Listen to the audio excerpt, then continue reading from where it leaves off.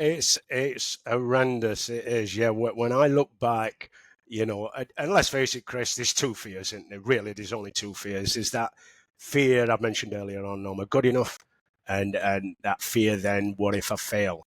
And you know something, Chris, even today, up until, now I still get those feelings, and I have to kind of catch myself and go, hang on a minute, stop, stop, stop. I'm going, well, and you have to remind yourself of what you've done. So, of the things that we've done and not sticking our chests out. All right, we've been about a bit, we've seen a bit. We speak from experience. Let's just say that, Chris, don't we? We've traveled the world. We are worldly travel. Let's just put it like that. But even today, it shows you how natural that feeling is, because it still comes back. People often say to me, well, you can't be scared, Des. You've jumped out of airplanes and you specialise in altitude free fall parachuting when you went to Hereford SAS and what have you. I said, you've got to be kidding. I says, I feared it every single time I did it. When I was in Parachute static line, I feared it then. Even today, you fear writing an email unless someone thinks I'm stupid because I've spelt things properly. As I said, thank goodness for spell check. I think fear is a natural thing. I think what is good that I've learned to do, and of course you read about this all the time now, is that you've got to learn to harness that fear and overcome it. There was a book come out years ago by a lady called Susan Jeffers, and she called the book Feel the Fear But Do It Anyhow. And I remember buying that book and reading about it, I think 20 years ago. And she talks in the book about it's normal. Fear is normal. And you've got to feel that fear, actually feel it, feel the awkwardness, how, as you just said, it feels horrendous, it feels difficult, you feel like you can't do anything, but you've got to experience it. And then after a while, you do it over and over again, and you go, well, I've experienced this fear. I know I've got to feel these butterflies. I know now I've got to head into that fear, and I know I've got to experience that difficulty. And eventually you get through it. And that's what I've learned to do. I mentioned about it in the book. And especially when I found this fear, Chris, when it was at its highest, is when in Para-Reg, I'd travel the world, been Hong Kong and Cyprus, and, going out to, Latin America and doing some great things with Para-Reg. But then there was a crossroads round about the 7th, 8th year mark. I started to think, do you know something? I better think of my career, because I was coming up to the end. In those days, you could join up for 3 years, for 6 years, and for 9 years. I joined 9 years because it was more money. And I thought, plus as well, 3 years will go like that. 6 years, you would have probably wished, I should have signed up for 9. But I was coming up to 9 years. So around about the 7-year mark, I'm thinking I've got to make a decision, and it's not like you can tell them on the last day, Chris, is it? So I thought to myself, right, 3 options. Get out into Civvy Street, which scared me.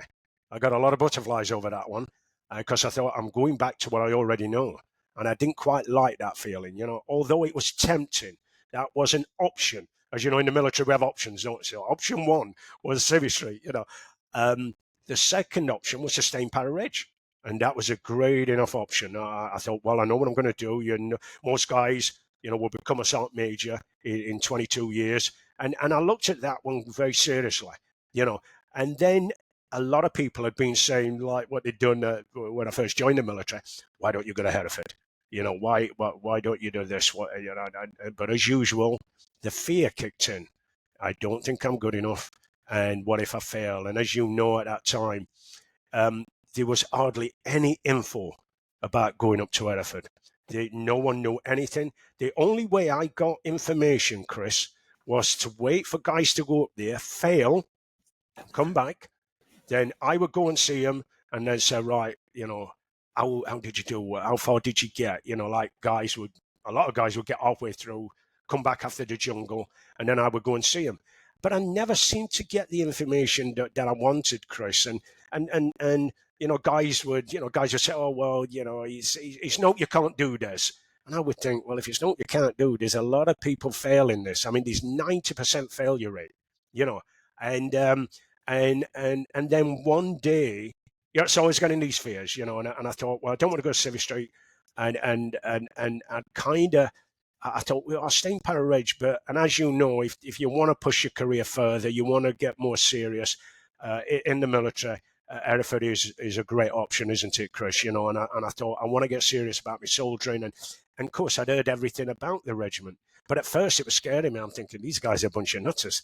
You know, I don't want to go up there. You know, you hear all sorts of stories and what have you. And plus, while I was in Para I remember a couple of occasions I saw guys from, like the first time I saw a guy from the SAS, I remember looking at this guy and thinking, oh, Z, you know, I was in camp, and I could see that firstly he looked different. For a start, he hadn't shaven, his hair was longer, he'd got a different uniform on, and he was wearing a different beret. And I remember saying to a guy, I think I mentioned this in the book, and it was a very dramatic term that he used, you know. And I says to him, "What are those guys?" He goes, "You don't need to know about those guys." I go, "Don't be daft, who are they?" He goes, "Those are the SAS." He goes, "They deal in the death business," which was a very ridiculous phrase to use. But it got my attention. And I go, and this was the second time I'd heard about the SAS. Now, that may sound strange within Para but as you know, in Para we are just Para Everybody else is a crap hat, aren't they? We don't deal with any other regiment. We are it. You're either in the Paras or you're in Civvy Street. There's no in between. Of course, that was the first time I'd kind of really seen an SAS guy. And it kind of intrigued me. For a start, I'd learned later that he'd come from Para He knew everyone.